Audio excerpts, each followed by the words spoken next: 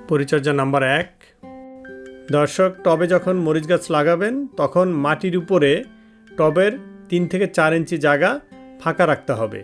কারণ আমরা যদি মাটির উপরে ফাঁকা না রাখি এবং যদি মাটি দিয়ে পুরো টবটাকে ভরে দেই, তাহলে পরবর্তীতে পরিচর্যার সময় মাটি এবং সার দিতে পারবো না টবে জায়গার অভাবে।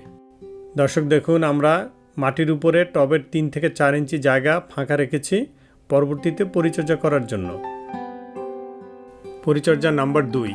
মাঝে মাঝে টবের মধ্যে যদি গাছের গোড়ায় কোনো আগাছা থাকে সেগুলোকে পরিষ্কার করে দিতে হবে।